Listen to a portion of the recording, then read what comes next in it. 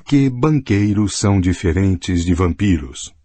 A perseguição moderna ao poder é alimentada pela aliança entre o progresso científico e o crescimento econômico. Na maior parte da história, a ciência progrediu a passos de tartaruga, enquanto a economia permanecia em profunda estagnação.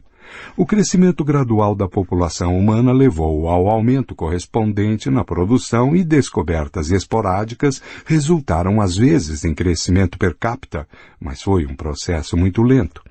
Se no ano 1000, 100 aldeias produziam 100 toneladas de trigo e em 1100, 105 aldeias produziam 107 toneladas de trigo, esse crescimento não mudou o ritmo de vida ou a ordem sociopolítica. Hoje em dia todos estão obcecados por crescimento, porém na era pré-moderna as pessoas eram alheias a isso. Príncipes, sacerdotes e camponeses supunham que a produção humana era mais ou menos estável, que uma pessoa só poderia enriquecer enganando outra e que era improvável que seus netos fossem desfrutar de um padrão de vida melhor. Essa estagnação resultou em grande medida das dificuldades que envolviam o financiamento de novos projetos. Sem um financiamento adequado, não era fácil drenar pântanos, construir pontes e portos, sem falar no desenvolvimento de novas cepas de trigo, na descoberta de novas fontes de energia ou na abertura de novas rotas de comércio. Os financiamentos eram raros porque as pessoas não acreditavam em crescimento, e as pessoas não acreditavam em crescimento porque a economia estava estagnada. A estagnação, portanto, se perpetuava. Suponha que você viva em uma cidade medieval. Tá esquisito. Que você vive. Tá bom. Suponha que você vive em uma cidade medieval que sofre surtos anuais de disenteria. Você decide que vai encontrar uma cura. Precisa de financiamento para montar um laboratório, comprar ervas medicinais e substâncias químicas exóticas, pagar o salário de assistentes e viajar para consultar médicos famosos. Também precisa de dinheiro para se alimentar e a sua família enquanto se ocupa com a realização da pesquisa. Mas você não tem muito dinheiro.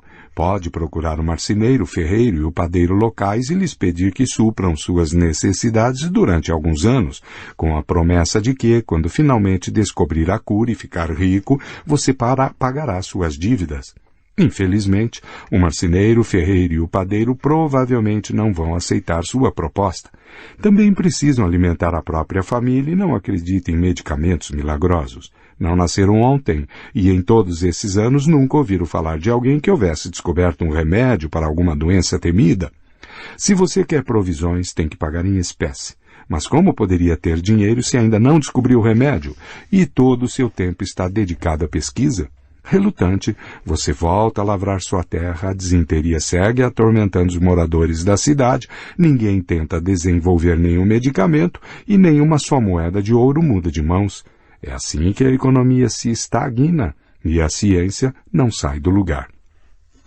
O ciclo foi quebrado na era moderna graças à crescente confiança das pessoas no futuro e do consequente milagre do crédito. O crédito é a manifestação econômica dessa confiança. Hoje, se eu quiser desenvolver uma nova droga, mas não tiver dinheiro, posso obter um empréstimo do banco ou me voltar para investidores privados e capitais de risco. Quando irrompeu o surto de ebola na África Ocidental, no verão de 2014, o que você acha que aconteceu com as ações das companhias farmacêuticas que se dedicavam a desenvolver drogas e vacinas para combatê-lo? Elas subiram como foguete. As ações da Tecmira subiram 50% e as da BioCryst 90%. Na Idade Média, a eclosão da peste fez as pessoas erguerem os olhos para o céu e rezarem a Deus para que lhes perdoasse os pecados. Hoje, quando ouvem falar de uma epidemia nova e mortal, elas pegam o telefone e ligam para seu corretor. Para o mercado de ações, até mesmo uma epidemia é uma oportunidade de negócios. Se novos empreendimentos dão certo, a confiança no futuro aumenta, o crédito se expande, os juros caem, empreendedores podem levantar dinheiro mais facilmente e a economia cresce. Em consequência, a confiança no futuro é ainda maior. A economia continua a crescer e a ciência progride junto com isso. No papel isso parece simples. Por que então a humanidade teve de esperar até a era moderna para que o crescimento econômico ganhasse impulso? Durante milhares de anos as pessoas tinham pouca fé num crescimento futuro, não porque fossem idiotas, mas porque isso contradizia seus pressentimentos viscerais. Nossa herança evolutiva e o modo como o mundo funciona. A maioria dos sistemas naturais está em equilíbrio, e a maioria das lutas pela sobrevivência consiste em um jogo de soma zero, no qual uma pessoa só pode prosperar às custas de outras. Por exemplo, a cada ano aproximadamente a mesma quantidade de capim cresce em determinado vale. O capim sustenta uma população de 10.000 coelhos, incluindo coelhos lentos, parvos ou azarentos, o bastante para serem presas de 100 raposas. Se uma raposa for muito diligente e capturar mais coelhos do que o usual, outra raposa provavelmente morrerá de fome.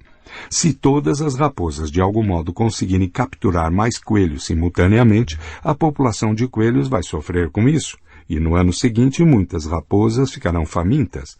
Mesmo havendo flutuações ocasionais no mercado de coelhos, no longo prazo as raposas não podem contar com a caça anual de, digamos, 3% de coelhos a mais do que no ano anterior. Algumas realidades ecológicas são mais complexas e nem todas as lutas pela sobrevivência resultam em soma zero. Muitos animais cooperam efetivamente para isso e alguns até fazem empréstimos. Os mais famosos emprestadores na natureza são os morcegos vampiros. Eles juntam-se no interior das cavernas e toda noite saem voando em busca de suas presas. Quando encontram uma ave adormecida ou um mamífero descuidado, fazem uma pequena incisão em sua pele e sugam seu sangue. Nem todo morcego encontra uma vítima todas as noites. Para lidar com a incerteza, os vampiros emprestam sangue uns aos outros. Um vampiro que não consegue encontrar uma presa volta para casa e pede algum sangue roubado por um amigo mais afortunado. Os vampiros lembram muito bem a quem emprestaram sangue, e se numa ocasião posterior um amigo emprestador voltar para casa sem nada, ele irá procurar seu devedor, que lhe retribuirá o favor. No entanto, diferentemente dos banqueiros humanos, os morcegos vampiros nunca cobram juros. Se o vampiro A emprestou ao vampiro B 10 centilitros de sangue, B pagará com a mesma quantidade. Tampouco eles usam os empréstimos para financiar novos negócios ou incentivar um crescimento no mercado de chupação de sangue. Como o sangue é produzido por outros animais, os vampiros não têm como aumentar a produção. Embora o mercado de sangue tenha altos e baixos, os vampiros não podem presumir que em 2017 haverá 3% de sangue a mais do que em 2016 e que em 2018 o mercado de sangue irá crescer novamente 3%. Consequentemente, morcegos vampiros não acreditam em crescimento. Durante milhões de anos de evolução, os humanos viveram em condições semelhantes à dos vampiros, das raposas e dos coelhos. É por esse motivo que acham difícil acreditar em crescimento.